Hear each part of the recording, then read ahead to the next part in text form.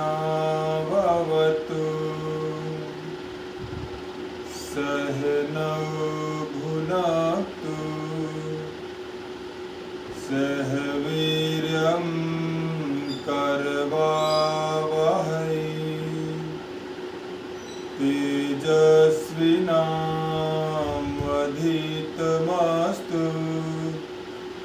मा विद्विषावहै।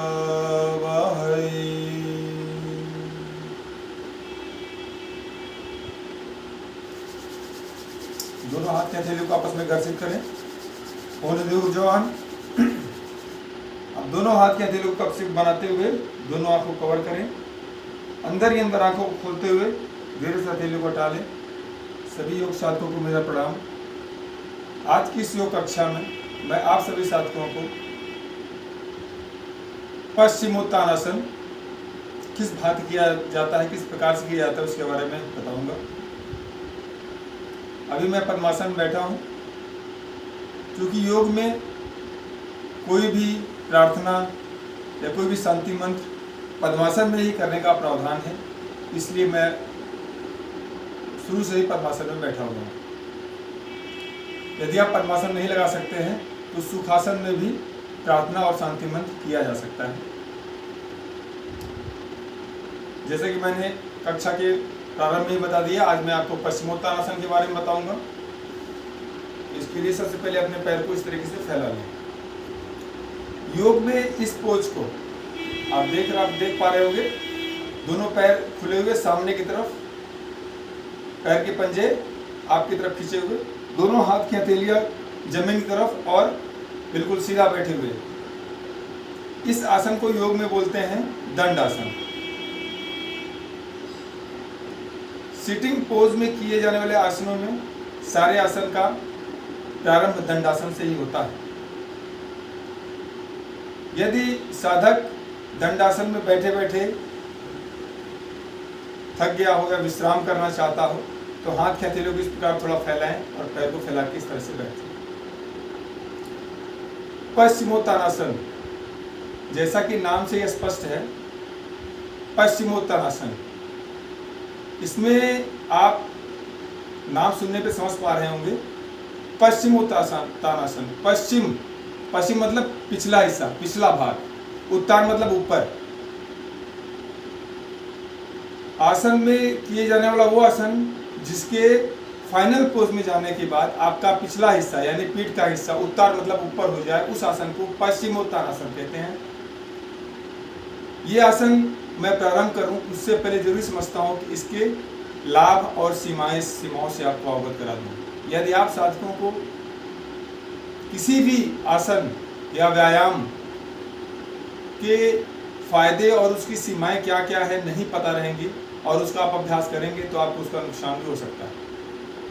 सबसे पहले मैं आपको इसके लाभ के बारे में बताऊंगा। सबसे पहले मैं आपको ये बताना चाहूँगा, जो भी साधक हैं, ये आसन सबसे पहले महिलाओं के लिए बहुत लाभकारी आसन होता है। जिन महिलाओं का मासिक धर्म समय से नहीं होता है उनके लिए बहुत ही ज़्यादा लाभकारी आसन है। उसके साथ साथ इस आसन को करने से एब्डोमिनल रीजन का जो फैट है, पेट के एरिया का जो फैट है, वो कम होता है।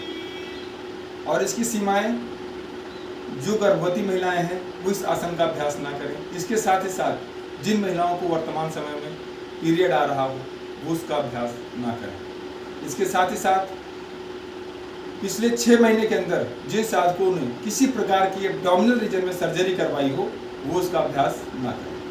अब इस आसन को करने के लिए हम वापस दंडासन में आते हैं। जैसे मैंने आपको प्रारंभ में बताया था, इस तरीके से बैठे, श्वास भरते हुए दोनों हाथ को साइड से ऊपर ले जाएं। यहीं से यहाँ पे आपने इनहेल कर लिया है, श्वास भर लिया है। अब श्वास छोड़ते हुए बेंड फॉरवर्ड, आगे झुकें और पैर के दोनों अंगूठों को पकड़ें। यहीं से श्वास छोड़ने के क्रम में जितना नीचे जा सकते उतना नीचे जाए।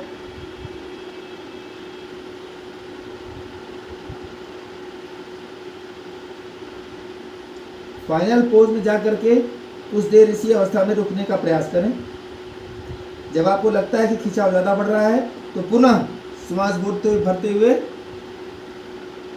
वापस यहीं से श्वास छोड़ते हुए हाथ को नीचे ले आए। यहाँ पे आपका एक अभ्यास समाप्त होता है। योग में श्वास पे विशेष ध्यान देना है।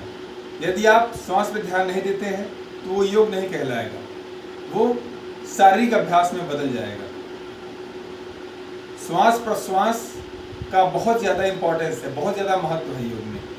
कोई भी क्रिया करते, चाहे आप प्राणायाम कर रहे हो या आसन कर रहे हो या कोई क्रिया कर रहे हो, उसमें श्वास पे विशेष ध्यान देना है। यदि आप श्वास पे ध्यान नहीं दे रहे हैं तो आप मान लीजिए कि आप योग नहीं कर रहे हैं, आप कोई फिजिकल एक्सरसाइज कर रहे हैं। इसी का एक और अभ्यास, पुनः श्वास भरते हुए हाथ को ऊपर ले जाए, श्वास छोड़ते हुए बेंड फॉरवर्ड, आगे झुके,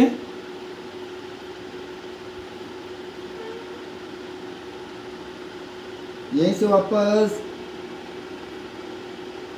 श्वास भरते हुए वापस, श्वास छोड़ते हुए हाथ को नीचे ले जाएं। पुनः शिशिरदंडासन में आ जाएं। पश्चिमोत्तानासन के अच्छे अभ्यासी जो होते हैं वो सामने जब दोनों हाथ की मदद से अंगूठे को पकड़ते हैं तो उनकी फॉरवर्ड बेंडिंग बहुत बेहतर होती है और अपनी नासिका वो घुटने से लगा देते हैं और दोनों हाथ की जो कोहनियाँ हैं उसको जमीन से स्पर्श करा देते हैं। वो एक पूर्ण पश्चिमोत्तानासन है और एक बहुत अच्छा ही पश्चिमोत्तानासन है। अब आज की इस कक्षा में इतना ही। वापस जब योग की कक्षा समाप्त होती है तो शांति मंत्र किया जाता है।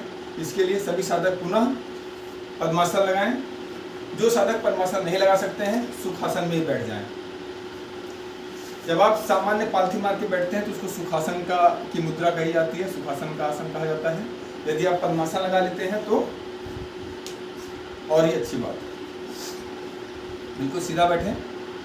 शांति मंत्र के लिए 3 बार ओम का गुंजन होगा। उसके बाद मेरे द्वारा कहे गए श्लोक की पुनरावृत्ति आप सभी साधकगण करेंगे। कोमलता से दोनों आंखें बंद करें, भरे श्वास,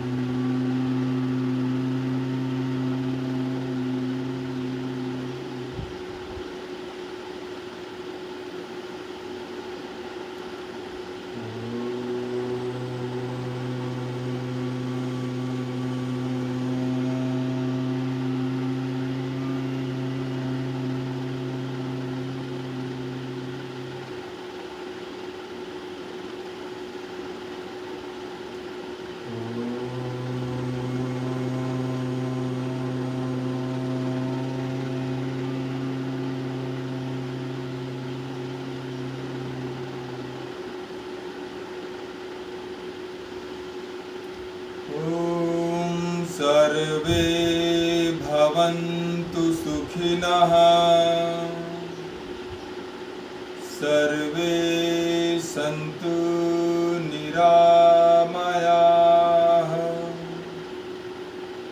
सर्वे भद्राणि पश्यन्तु मा कश्चिद् दुःखभाग् भवेत्।